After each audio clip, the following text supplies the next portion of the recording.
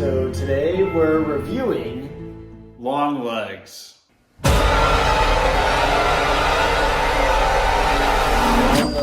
is a 2024 horror crime film. It came out a few months ago. We never got around to seeing it in theaters. I remember seeing the trailer for this movie thinking that looks like a creepy movie. Looked interesting, but we did end up both seeing it on YouTube. We did see it, and Jake, what were your initial thoughts of Longlegs? Longlegs is definitely an interesting film. It's shot in a kind of a unique way. It was definitely a take that I hadn't really seen in a while. I don't want to misspeak, but it was almost like a 90s setting. Some of the footage definitely looked like it was filmed in that time. Like old-fashioned. Like kind of old-fashioned, and definitely had it kind of went all over the place in different ways with certain aspects of the film. So going into it, I didn't really know what to expect. I was expecting a unique horror movie with kind of a different take on it, and I definitely got that.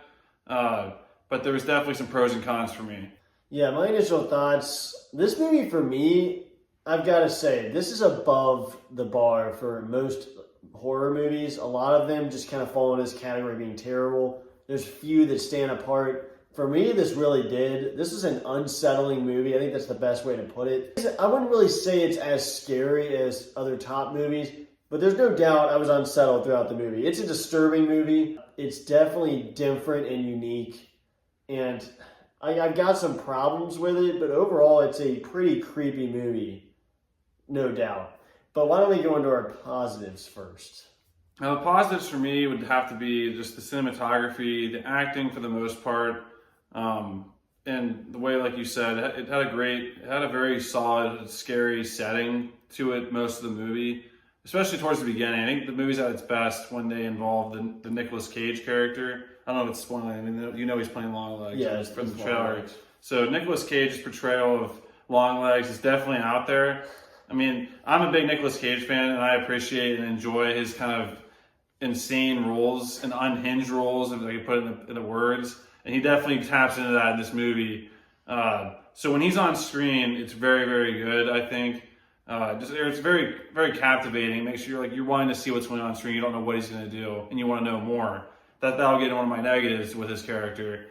But when he's on screen, it's pretty good. And like I said, it definitely gives a very scary setting. And the storyline building up to the end was interesting. But yeah, I think the biggest positive for me is just Nicolas Cage's performance, the cinematography, the acting from the top of the cast, and just the overall setting throughout the movie. It definitely has a scary vibe to it. And the very beginning is the strongest part of the movie. It's super unsettling. And I have to say, that got my heart rate going at work. I was at work, and all of a sudden I looked down and I didn't expect to see his face show up. And there was another part that made me jump. I think that was probably the scariest part. Yeah, like you said, the biggest positive, we're not going into specifics, but that opening scene I thought was so well done. I mean, it is creepy with the camera angles and everything about that. The title coming in, I thought, man, this is going to be one of the best movies ever, or one of the best horror movies. But positives for sure is the acting. Nicolas Cage's Longlegs is really creepy and good. Malika Monroe is our main actress. I thought did a great job. She's definitely this very disturbed character throughout the movie. And you've got some other characters throughout, like the Agent Carter, FBI director guy. But I'd say the music, the sound effects, the camera angles, the cinematography, in particular, there's certain camera angles in this movie, like even when she's sitting in the house, it shows a lot of empty space behind her. And that really creeped me out because I was just waiting for someone to pop up behind her. And I kept looking in the background of pictures. Like there's a scene where someone gets in her house, and that scene is just creepy. This movie really is just an unsettling movie throughout. And I have to give the movie credit for that because I was not bored. I was always on edge, I feel like, throughout the entire movie. And Nicolas Cage, for the scenes he's on screen, is creepy as heck. And I've got to say, the acting, there's a lot of positives in this movie. But why don't we go into our negatives with the film?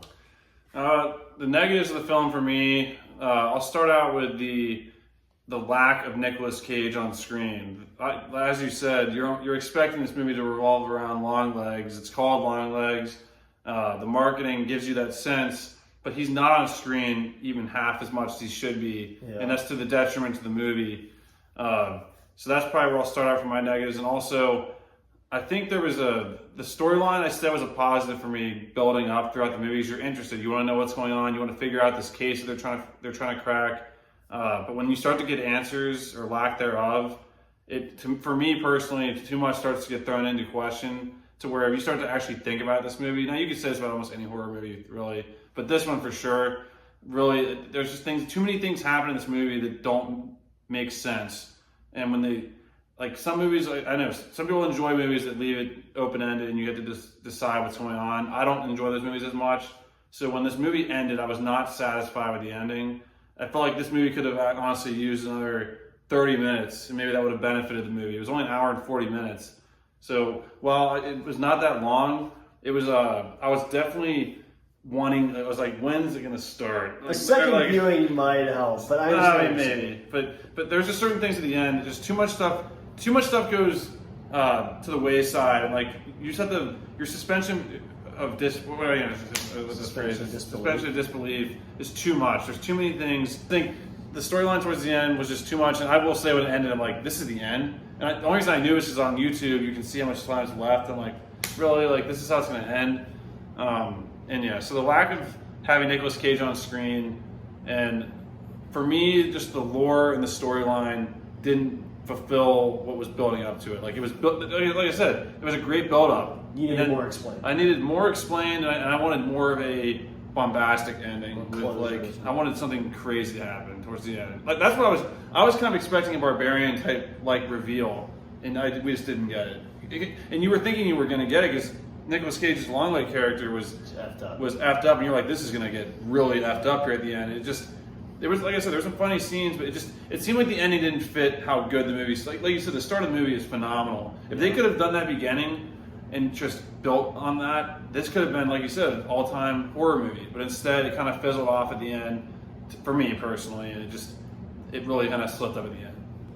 Yeah, I'd say negatives. There are some stuff that I wish was explained, but the biggest negative is definitely Longlegs not being on screen enough. I mean, this movie, you really do think, I mean, the main premise is the Malika Monroe is chasing or investigating the serial killer, is killing a bunch of people, and like he's the main character. And I really thought he was going to be on screen more. It's insane how much he's not on screen. Now, like I said, a lot of the movies is very unsettling and scary, but it really could have benefited with him being on screen more. You really needed more answers, but he needed to be on screen more. That's the biggest negative. And the ending, I would say, there is certain things in this movie that there's an aspect of the movie where you don't know what's happening. And I feel like not knowing how something's happening definitely makes the movie creepier. Once you find out, it does kind of ruin it in a way. Because the ending, once you see what's happening, you're kind of like, okay, what's going on here?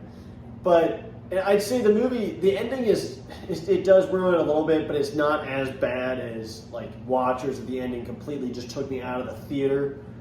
Like, I don't think it's not like one of the worst endings ever, but it wasn't super satisfying. But why don't we go into our final thoughts and score? Yeah, final thoughts overall. Like I said, there was a creepy setting in the movie. The beginning was definitely phenomenal. Made me jump, my heart rate going. Nicolas Cage put a super creepy character. Was there some scenes that maybe they could have done without with him? Now, part of that, I would say, his kind of out there acting with the character has kind of made him creepier deep down. He's just unhinged. I mean, there's a scene where he's driving that I was like, what?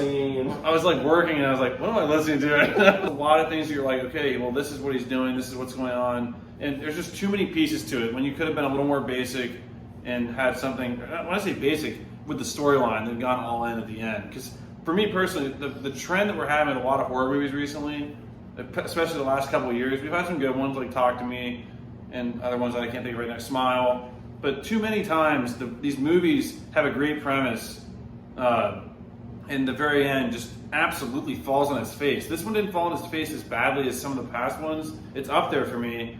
It feels like this movie really was missing 20 minutes at the end.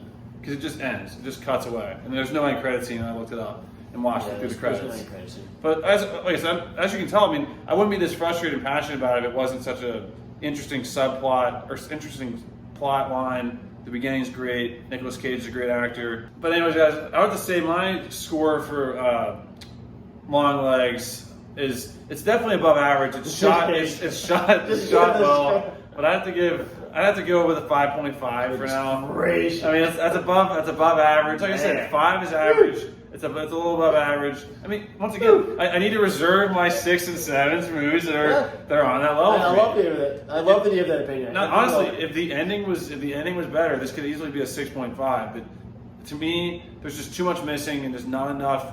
I can't stand when the main villain of the movie is never shown, and that's the sense I was getting. My line's actually going to be.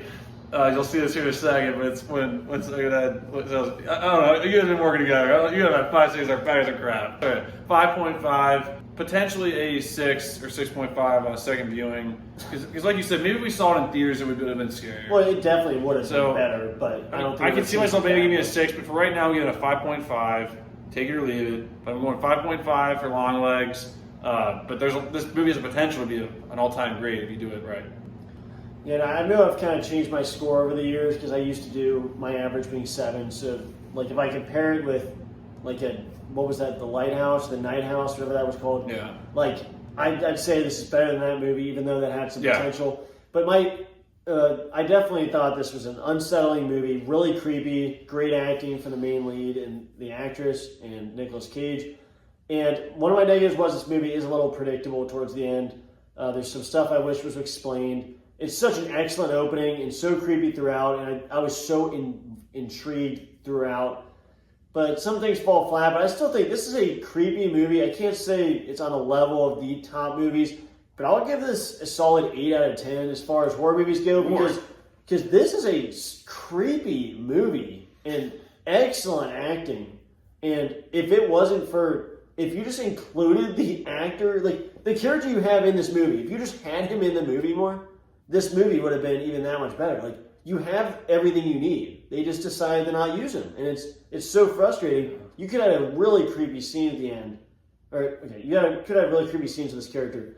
They just decide not to use him. And it's so frustrating. Yeah. If the ending was good, this movie could have been really good. But I was creeped out. I was scared throughout this movie. So the movie did its job. I enjoyed it. I mean, it's a creepy movie. Even 8, I very enjoyed it. It's an 8 out of 10. Enjoy it. 8 out of 10 is a good score. I mean, if it was 9, I'd be like, that's really good, and 10 would be perfect. So 8 is good. 9 would be really good. Score. 10 would be perfect. 8 is phenomenal. Jake, what is a 9? That's up like fantastic. Exactly. Yeah. And 10's got to. It's my opinion because this is way better than horror movies have been. You can have that opinion. This is literally way better. You like movies from 1990? This is way better than any horror movies I've watched. Night Swim. What's better, Smile or this? Smile's better. I hope so. Good Lord. I gave Smile a better score. What'd you give Smile? I think I gave it a 9.5, right? No. I gave it a 9 or 9.5. Check the tape on that one. So Jake decides to hate this movie because he doesn't believe in Nicolas Cage. I said it was above average. He's a Nicolas Cage hater. It's all right. I go back to you literally watch this video. I said Nicolas Cage is one of the biggest positives in the movie. But anyways, thanks for watching, guys. I give it a 5.5 out of 10, maybe a 6. Kenny gave it an 8. It's only 0.5 more. But anyways, thanks for watching, guys. And this is probably the second movie in the 2024 Halloween series. I'm finally on board here. And Kenny will probably give it a solo review about Speak No Evil, he hasn't seen it yet. I'll buy it on YouTube so you can watch it. Well, expect a review of Imaginary coming soon also. Yeah. But anyways, guys, thanks for watching. We'll see you guys in the next video. Bye, guys.